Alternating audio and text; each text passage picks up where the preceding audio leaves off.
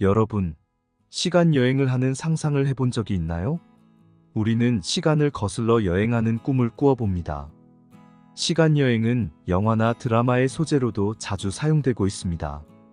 예를 들면, 혼자만의 공간에서 힘을 주면 과거 기억 속으로 다시 돌아가거나 특수하게 만들어진 자동차를 타고 미래로 가기도 합니다. 그렇다면 시간 여행은 실제로 가능할까요? 빅뱅 이론에 따르면 우주는 138억 년 전쯤에 빅뱅으로부터 출발합니다. 그리고 우주의 시공간이 점점 계속 팽창합니다. 팽창할 때는 시간이 과거에서 미래로 가는 것입니다. 그런데 우주의 팽창이 먼 미래에서 멈추고 우주가 다시 수축하게 된다면 과연 어떻게 될까요? 먼저는 시간과 공간을 맨 처음 고민했던 뉴턴으로 돌아가 보겠습니다. 뉴턴의 물리학에서의 시간과 공간은 연극 무대로 비유해보자면, 비어있는 무대 위에서 배우가 연기를 하고 있다 가정해 보았을 때 무대 위에서 연기를 하고 있는 배우에 해당하는 것이 물체이고, 비어있는 무대가 뉴턴의 시공간 개념이라 할 수 있습니다. 뉴턴의 물리학이 만들어지고 이후 칸트라는 철학자가 시간과 공간에 대한 고민을 많이 합니다. 이 칸트는 선험적이라는 이야기를 하게 되는데, 이 말은 경험하지 않아도 아는 것이라는 뜻입니다. 칸트는 선험적이라는 말을 하면서 공간은 가시적으로 눈에 보이기 때문에 선험적으로 하는데 시간은 과연 어디에 있는 것일까?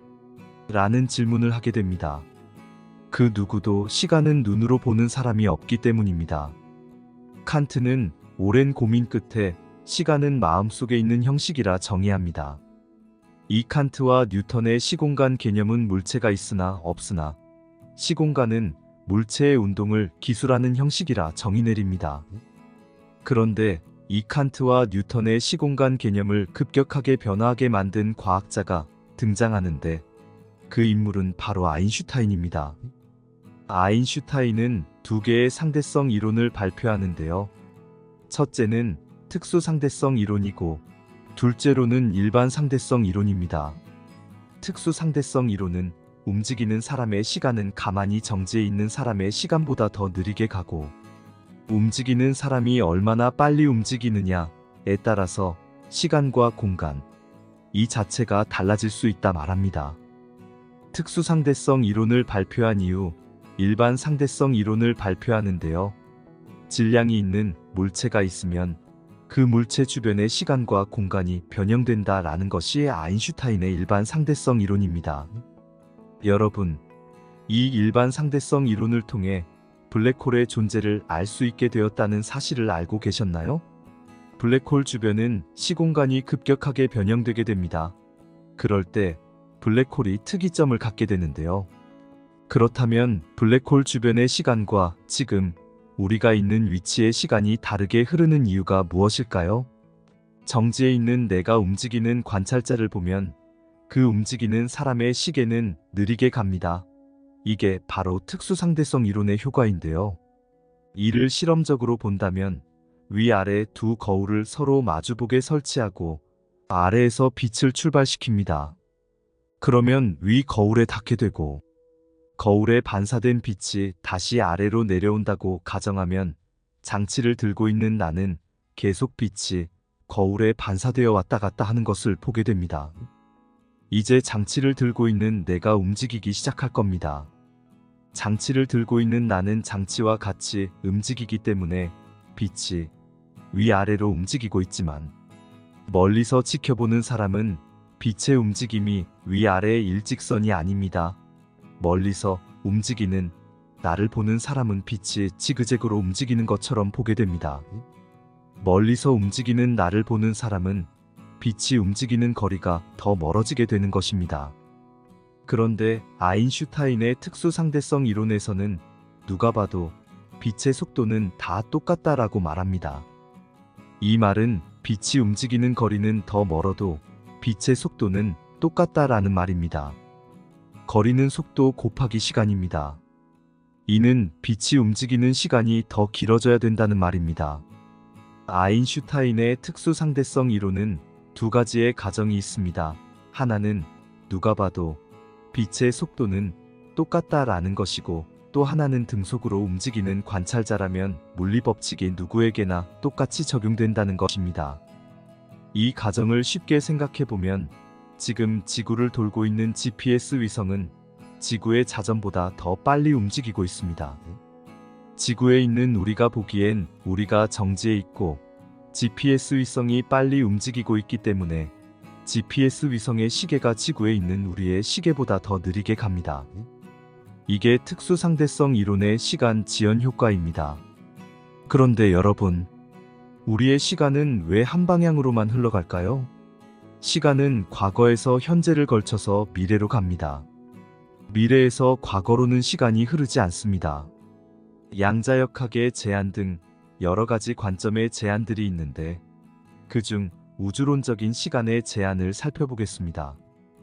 빅뱅 이론에 따르면 우주는 138억 년 전쯤에 빅뱅으로부터 출발합니다. 그리고 우주의 시공간이 점점 계속 팽창합니다.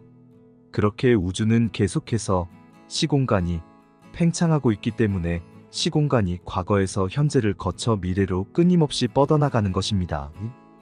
그런데 우주의 팽창이 먼 미래에서 멈추고 우주가 다시 수축하게 된다면 과연 어떻게 될까요? 그렇게 된다면 반대로 시간이 다시 미래에서 현재를 거쳐 과거로 흐를 가능성도 있습니다. 그렇다면 실제로 타임머신을 통한 시간여행이 가능할까요?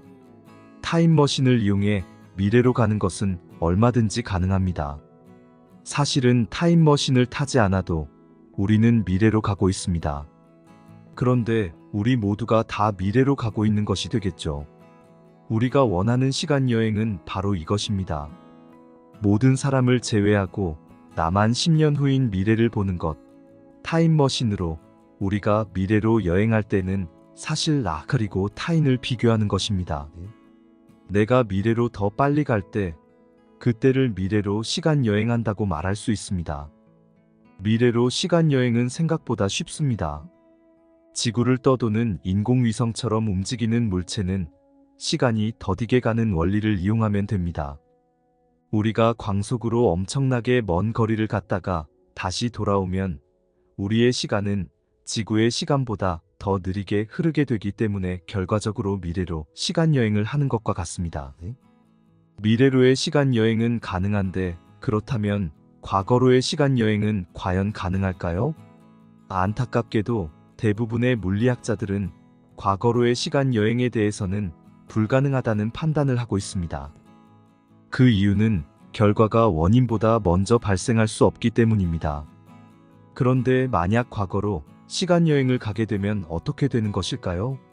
그것은 결과가 원인보다 먼저 발생하는 것이기 때문에 일어날 수 없는 일입니다. 이를테면 할아버지의 역설이라고도 하는데, 이 이론에 따르면 우리가 만약 과거로 가서 어린 할아버지를 실수로 죽게 했다면 나의 존재 자체가 모순이 되게 됩니다. 이렇듯 나는 결과이기 때문에 과거로 간 내가 어떤 원인에 대해 영향을 주어서도 안 되고 줄 수도 없게 되는 것입니다. 여러분은 어떻게 생각하시나요? 오늘은 여기까지입니다. 다음에 또 다른 재미있고 신비한 우주 소식으로 또 찾아오겠습니다. 지금까지 영상을 시청해 주셔서 감사합니다.